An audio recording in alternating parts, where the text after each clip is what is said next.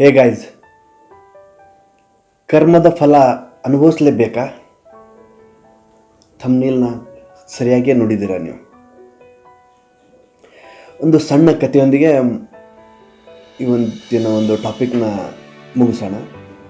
ಒಂದು ಸಾರಿ ಏನಾಗುತ್ತಂದರೆ, ಒಬ್ಬ ವ್ಯಕ್ತಿ ಮೀನನ್ನು ಹಿಡಿಯೋದಕ್ಕೆ ಯಾವುದೋ ಒಂದು ಕೆರೆನೋ ಒಂದು ನದಿಯ ಒಂದು ತೀರಕ್ಕೋ ಹೋಗಿರ್ತಾನೆ.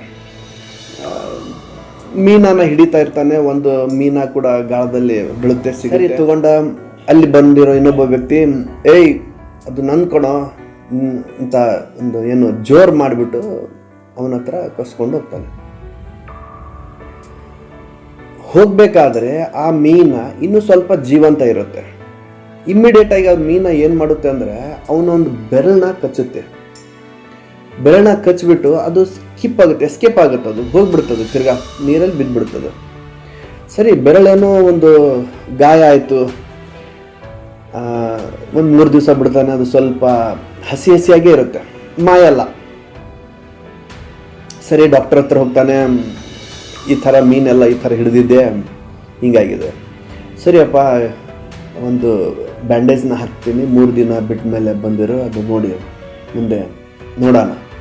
ಸರಿ, ಇವನು ಟ್ಯಾಬ್ಲೆಟ್ ತೊಗೊಂಡ್ಬಿಟ್ಟು ಬ್ಯಾಂಡೇಜ್ ಮುಗಿಸ್ಕೊಂಡು ಮನೆಗೆ ಹೋಗ್ತಾನೆ.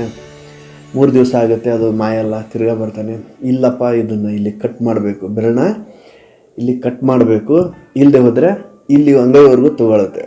ಸರಿ ಸರ್, ಅಂಗೈವರೆಗೂ ಯಾಕೆ ಹೋಗಬೇಕು ಅಂತ ಕಟ್ ಮಾಡಿ ಅಂತ ಹೇಳ್ತಾನೆ. ತಿರ್ಗಾ 4 ದಿನ ಆದಮೇಲೆ ಬಾ ಅಂತ ಹೇಳ್ತಾನೆ. ಮತ್ತೆ 4 ದಿನ ಆದಮೇಲೆ ಡಾಕ್ಟರ್ ಹತ್ರ ಹೋದ್ಮೇಲೆ ತಿರ್ಗಾ ಬ್ಯಾಂಡೇಜ್ ತೆಗೆದು ನೋಡಿದ್ರೆ ಹಸಿಯಾಗಿರುತ್ತೆ. ಇಲ್ಲಪ್ಪ, ಅಂಗೈ ತೆಗಿಲೇಬೇಕಾಗುತ್ತೆ, ಇಲ್ಲದೆ ಹೋದರೆ ಮೇಲೆವರೆಗೂ ಬರುತ್ತೆ. ಸರಿ ಸರ್, ತೆಗೀರಿ. ಆಯಿತು, 4 ದಿವಸ ಆದಮೇಲೆ ತಿರ್ಗಾ ಬಾ ಅಂತ ಹೇಳ್ತಾರೆ. ತಿರ್ಗಾ ಇವ್ರು 4 ದಿವಸ ಆದಮೇಲೆ ಮತ್ತೆ ಹೋಗ್ತಾನೆ. ಡಾಕ್ಟರ್ ಮತ್ತೆ ಬ್ಯಾಂಡೇಜ್ ಓಪನ್ ಮಾಡಿ ನೋಡ್ತಾನೆ, ಹಾಗೆ ಹಸಿಗೆ ಇರುತ್ತೆ. ಇಲ್ಲಪ್ಪ, ಇದು ಇಲ್ಲಿವರೆಗೂ ಕಡಿಲೇಬೇಕಾಗುತ್ತೆ, ಇಲ್ಲದೆ ಹೋದರೆ ಮುಂದೆ ನಿಮ್ಗೆ ತೊಂದರೆ ಆಗುತ್ತೆ. ಸರಿ ಸಾರ್, ಕಡ್ದು ಬಿಡಿ ಅಂತ ಹೇಳ್ತಾನೆ. ಸರಿ, ಕಡಿತಾನೆ. ಆಮೇಲೆ ರಿಯಲೈಸ್ ಆಗುತ್ತೆ, ಏನು ಇವನು ಮೀನನ್ನ ಕಸ್ಕೊಂಡು ಹೋಗಿರ್ತಾನಲ್ಲ, ಏನು ಮೀನುಗಾರ ಲೈಕ್ ಒಬ್ಬ ವ್ಯಕ್ತಿ ಏನು ಮೀನು ಹಿಡಿದಿರ್ತಾನಲ್ಲ, ಅವನು ಸ್ವಲ್ಪ ಜೋರು ಮಾಡಿರ್ತಾನೆ, ಧಮ್ಕಿ ಅಂತ ಮಾಡಿ ತೊಗೊಂಡು ಹೋಗಿರ್ತಾನಲ್ಲ. ರಿಯಲೈಸ್ ಆಗುತ್ತೆ ಅವನಿಗೆ, ಏನು ನನಗೆ ಈ ಥರ ಕಾಡ್ತಾ ಇದೆ, ಟೈಮು ಚೆನ್ನಾಗಿಲ್ವಾ, ಏನಿರ್ಬೋದು, ಏನು ಪ್ರಾಬ್ಲಮ್ ಇರ್ಬೋದು, ಏನು ತೊಂದರೆ ಇರ್ಬೋದು, ನಾನು ಏನು ತಪ್ಪು ಮಾಡಿದೆ. ಸೊ ಅವನು ಯೋಚನೆಯಲ್ಲಿ ಬೀಳ್ತಾನೆ. ಅವನಿಗೆ ರಿಯಲೈಸ್ ಆಗುತ್ತೆ,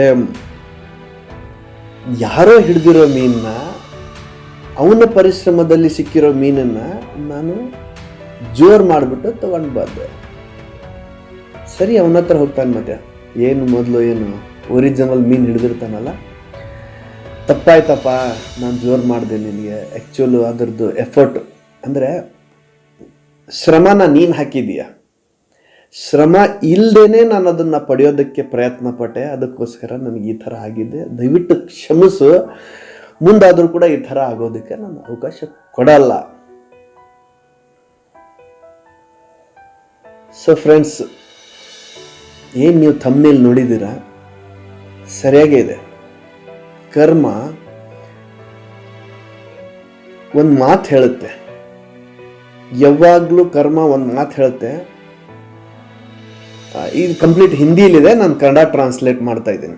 ಕರ್ಮ ಒಂದು ಮಾತು ಹೇಳುತ್ತೆ ಯಾವಾಗಲೂ, ನೀ ನನಗೇನು ಕೊಡ್ತೀಯೋ ನಾನು ಅದನ್ನು ನಿನಗೆ ಕೊಡ್ತೀನಿ ಅಂತ ಹೇಳುತ್ತೆ. ನೋಡಿ, ನೀನು ನನಗೇನು ಕೊಡ್ತೀಯೋ ನಾನು ನಿನಗೆ ತಿರ್ಗಾ ಅದನ್ನೇ ಕೊಡ್ತೀನಿ ಅಂತ ಹೇಳ್ತಾ ಇದೆ. ಇದಕ್ಕೆ ಇನ್ನೊಂದು ಎಕ್ಸಾಂಪಲ್ ಕೊಡ್ಬೇಕಾ? Small example. ಈ ಹೊಲದಲ್ಲಿ ಬಿತ್ತೋದು ಬೆಳೆಯೋದು ಮಾಡ್ತಿರಲ್ಲ ಸರ್, ಜೋಳ ಹಾಕಿದ್ರೆ ಜೋಳ ಬರುತ್ತೆ ತಾನೆ, ಮೆಕ್ಕೆಜೋಳ ಹಾಕಿದ್ರೆ ಮೆಕ್ಕೆಜೋಳ ಬರುತ್ತಲ್ವ, ಶೇಂಗಾ ಹಾಕಿದ್ರೆ ಶೇಂಗಾ ತಾನೇ ಬರೋದು, ಬೇರೆ ಏನಾದರೂ ಬರುತ್ತಾ? ನೋ. ಹಾಗೆ ಕರ್ಮನೂ ಕೂಡ ಹಾಗೆ. ನಾನು ಏನು ಮಾಡ್ತೀನೋ ಕರ್ಮ ಅನ್ನೋದು ಅದು ನಮಗೆ ರಿಪೀಟ್ ಕೊಡ್ತಾನೇ ಇರುತ್ತೆ. ನೀವು ಏನಾದರೂ ಮಾಡಿ, ಏನು ಮಾಡ್ತೀರಾ ಅಂತ ನಾನು ಹೇಳಲ್ಲ, ಏನು ಬೇಕಾದರೂ ಮಾಡಿ, ನೀವೇನು ಮಾಡ್ತೀರಾ ಅದನ್ನೇ ನಿಮಗೆ ಮರಳಿ ಸಿಗುತ್ತೆ. Thank you friends. ಈ ಒಂದು ವಿಡಿಯೋನ ನಿಮಗೆ ಲೈಕ್ ಆದರೆ ಚೆನ್ನಾಗಿ ಅನಿಸಿದರೆ ಒಂದು ಲೈಕ್ ಕೊಡಿ, ಹಾಗೆ ಸಬ್ಸ್ಕ್ರೈಬ್ ಮಾಡಿ ಫ್ರೆಂಡ್ಸ್. ದಯವಿಟ್ಟು ಎಲ್ಲರೂ ಸಬ್ಸ್ಕ್ರೈಬ್ ಮಾಡಿ ಮತ್ತು ಈ ವಿಡಿಯೋನ ಎಲ್ಲರಿಗೂ ತಲುಪಿಸಿ. ಡೌಟ್ಸ್ ಇದ್ದರೆ ದಯವಿಟ್ಟು ಕಮೆಂಟ್ ಬಾಕ್ಸಲ್ಲಿ ತಿಳಿಸಿ, ಡೌಟ್ನ ಕ್ಲಿಯರ್ ಮಾಡೋದಕ್ಕೆ ಪ್ರಯತ್ನ ಪಡ್ತೀನಿ.